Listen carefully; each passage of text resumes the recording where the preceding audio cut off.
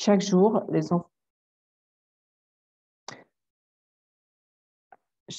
enfants puissent avoir des expériences ludiques de qualité, chaque jour, parce qu'en fait, ils en ont besoin chaque jour.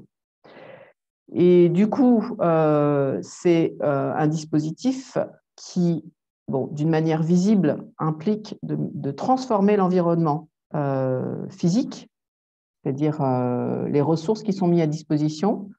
Idéalement, il faudrait transformer la cour d'école en entier, parce que la cour d'école n'est pas un terrain de jeu, enfin, en tout cas, n'est vraiment pas adapté pour le jeu libre des enfants. Mais ça demanderait trop compliqué. Je vous montre quelques images en même temps. Donc, ce qu'on fait, c'est qu'on amène des éléments flexibles qui ne sont pas des jouets, des matériaux qui ne sont pas non plus des objets de valeur, donc qui n'ont pas de valeur marchande, et donc qui peuvent être vraiment exploités et utilisés par les enfants comme ils le souhaitent. On cherche à ce qu'il n'y ait pas d'obstacle à ce niveau-là, que le fait de casser ne soit pas un problème, que le fait de détruire non plus, de détourner non plus, etc. Donc, et cet ensemble de matières, en fait, de ressources ludiques, va permettre aux enfants de pouvoir avoir un environnement qui est beaucoup plus adapté par rapport à leurs besoins de jeu. Et d'un autre côté, il y a également besoin de travailler sur la posture, donc de facilitation du jeu. Qu'est-ce qu'on fait? Qu'est-ce qu'on dit? Il y avait une remarque tout à l'heure dans le fil de discussion. Je veux dire, est-ce qu'on devient complètement incolore et insipide en tant qu'adulte ou pas? Ou est-ce qu'il y a quand même quelque chose qui reste pour nous les adultes? Et dans ces cas-là, qu'est-ce que c'est? Et je pense que c'est une question avec laquelle vous pouvez cheminer si jamais on ne se revoit pas. Et puis, il y a également un temps de présentation pour l'équipe pédagogique, bien sûr, mais également les parents, qui est parfois… alors, ça peut être écrit. On essaie de cibler un peu dans tous les sens, hein. Ça peut être écrit, ça peut être oral au moment d'un conseil d'école. Ça peut être aussi d'emmener les parents, comme vous disiez tout à l'heure, vous le suggériez, mais nous, on le fait plutôt au niveau de l'observation du jeu des enfants. Donc, d'emmener les parents, alors en pas trop grand nombre, parce que pour les enfants, sinon c'est un peu perturbant, s'immerger dans l'environnement ludique pendant un temps de jeu avec la boîte à jouer, pour qu'ils puissent observer et ressentir en fait l'ambiance de ce moment-là. Et puis, bien sûr, échanger avec eux après, donc des grands moments de discussion. Voilà une façon de présenter aussi la boîte à jouer, qui est en fait, on va dire, assez proche de la réalité pour nous. En fait, la boîte à jouer, c'est un moyen pour nous de pouvoir rentrer dans les espaces quotidiens des enfants, les institutions dans lesquelles ils sont, qui sont les écoles, et de pouvoir faire de la place à l'enfance, en fait, aux enfants et à l'enfance. Et c'est un projet, bien sûr, qui vient aussi toucher la capacité à faire feu de tout bois et à avoir plaisir, à interagir avec des ressources qui sont des choses issues du réemploi, donc à avoir ensuite peut-être plus d'intérêt à réemployer, à réutiliser, etc.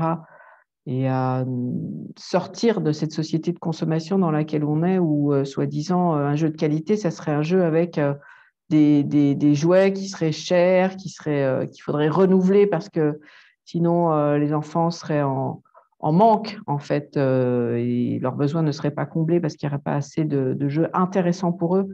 Donc, évidemment, ça vient contrer ça vient contrer cette société où il faudrait consommer pour être heureux, entre guillemets. Mais surtout, ça vient faire bouger dans les écoles la place du jeu et la place de l'enfant et la place de l'enfance. Voilà décrit très succinctement ce dispositif de la boîte à jouer. Donc, qui choisit les jeux?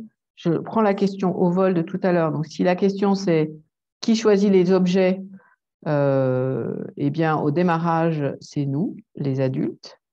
Et puis, petit à petit, les enfants peuvent faire des propositions. Et ensuite, elles seront validées par les équipes d'animation ou pas, en fonction de critères, surtout, enfin voilà, c'est pas des critères pratico-pratiques hein, pour la plupart. Mais dans un projet qui est très avancé, avec une place de l'enfant aussi, qui a vraiment bougé, qui a vraiment évolué, les enfants peuvent devenir très moteurs et acteurs du dispositif et voilà, faire des propositions assez complexes de façon de récupérer des objets qui les intéressent. Voilà. Mais bon, ça reste quand même des enfants, donc il y a toujours un regard adulte de validation ou d'approuver en fait ce qui est proposé. Et qui choisit les jeux. Donc, si c'est la façon de jouer, bien sûr, ce sont les enfants qui choisissent leur façon de jouer et très peu de choses leur sont dites. En fait, une chose aussi un peu étonnante, peut-être, pour vous, c'est qu'il y a, pratiquement, il y a aucune explication sur la façon de jouer avec les objets pour les enfants. Et néanmoins, il y a quand même dans votre rôle, dans votre place et dans votre posture, une grande attention qui est donnée sur la gestion des risques. Voilà ce que je peux dire aujourd'hui. Je ne sais pas s'il y a un temps de... Il me reste 5 minutes. Ça va être un peu court pour faire des retours. C'est pas ce qu'on avait prévu.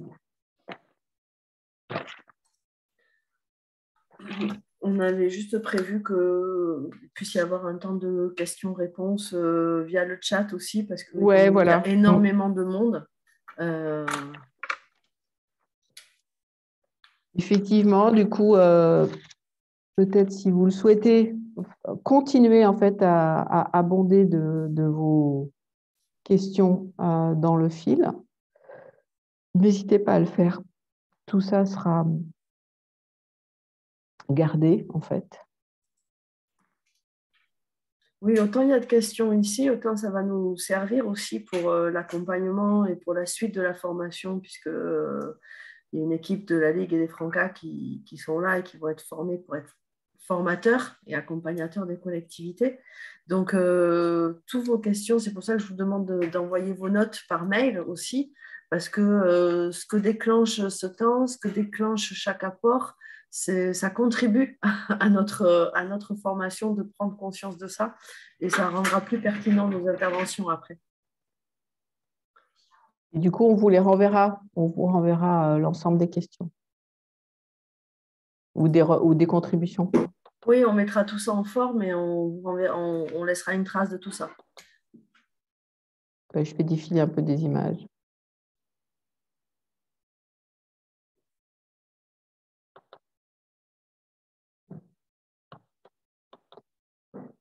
Voilà. Il y a ça aussi, c'est intéressant. Bon, allez.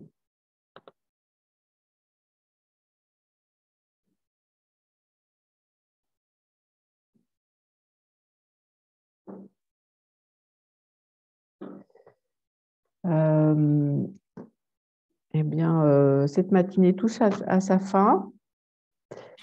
Ça finit à 30. Donc après, on a un petit 10 minutes de débrief. Oui. Oui, du coup, ça finissait à 30. Donc, voilà. S'il y a des gens qui veulent réagir sur le chat, de poser une question ou quoi que ce soit, n'hésitez pas, c'est le moment. Sinon, mais je sais qu'après, beaucoup d'entre vous travaillent entre midi et 2, etc. Donc, c'est important pour nous de tenir les horaires. À demain, du coup. Plutôt que de dire juste bonne journée ou au revoir et à demain, je vous invite aussi à mettre un mot sur votre ressenti. Un mot sur votre ressenti dans la conversation, là, comment vous vous sentez, ou si vous aviez un mot à mettre sur la conversation, voilà, sur ce qui s'est passé ce matin, sur ce que ça vous fait, libre. Voilà, on est libre.